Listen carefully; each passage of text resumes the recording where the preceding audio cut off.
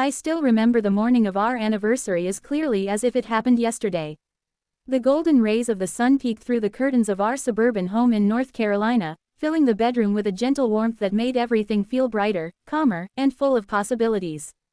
My husband, Daniel Carter, lay beside me, still fast asleep, his chest rising and falling with steady rhythm. After 15 years of marriage, I had come to cherish the quiet mornings like these, moments before the day began and the world demanded something from us. I turned my head and simply looked at him. His brown hair, speckled now with gray at the temples, was messy from sleep.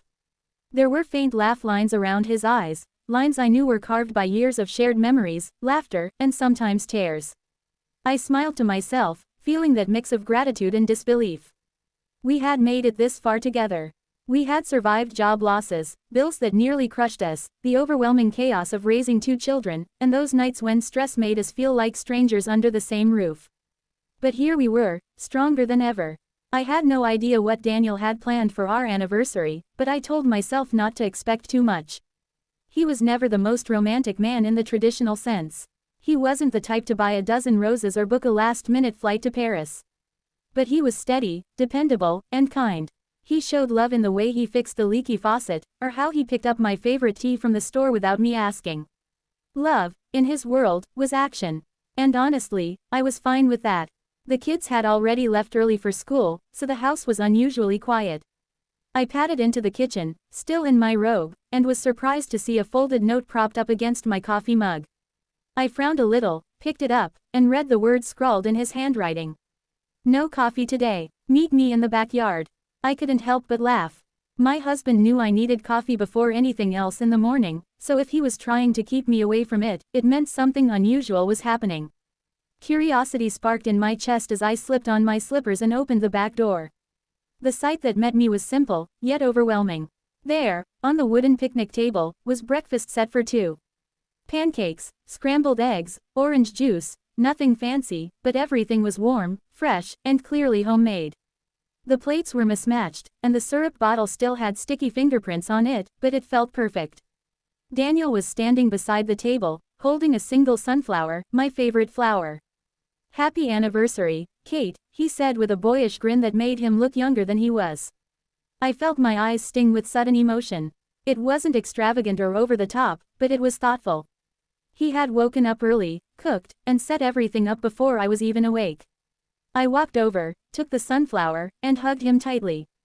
You didn't have to do all this, I whispered against his shoulder. I wanted to, he replied simply. You deserve at least this much. We sat down together, and as I took my first bite of pancake, I realized how long it had been since we had eaten breakfast just the 2 of us, without the chaos of kids, schedules, or phones buzzing with work emails.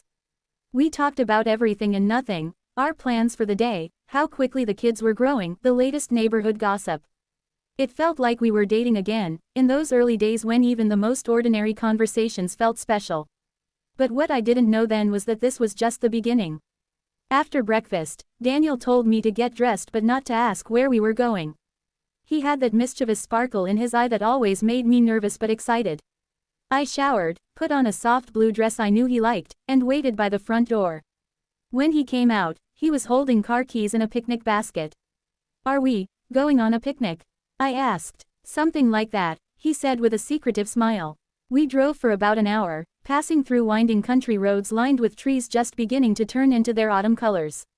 I watched the leaves flutter down like confetti, my curiosity growing with every mile. Finally, he pulled into a small parking lot near a lake. I gasped softly when I saw it.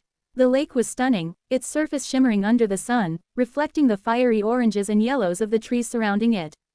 A gentle breeze rustled through the air, carrying the faint smell of pine. There were no crowds, no noise, just the quiet beauty of nature. Daniel carried the basket while I followed him down a path that led to a secluded spot by the water. He spread out a blanket, set the basket down, and then looked at me with an expression I couldn't quite read.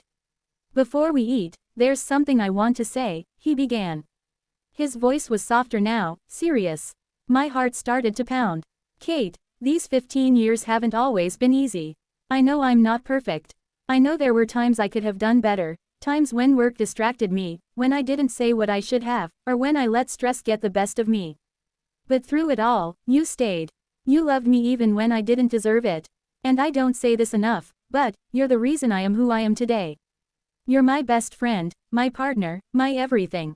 I blinked, trying to hold back tears. He reached into his pocket and pulled out a small box. My breath caught in my throat. He opened it, revealing a delicate silver necklace with a heart-shaped pendant. Inside the heart were 3 tiny birthstones, mine, his, and both of our children's. I wanted you to have something that reminded you every day that no matter what happens, we're in this together. Always. I covered my mouth with my hand as tears spilled down my cheeks. It wasn't the price of the gift that mattered, it was the thought, the effort, the way he had taken time to create something so personal, so meaningful. Daniel, my voice cracked as I reached for him. This is the most beautiful thing anyone's ever given me. He clasped the necklace around my neck, and I threw my arms around him, holding on tight.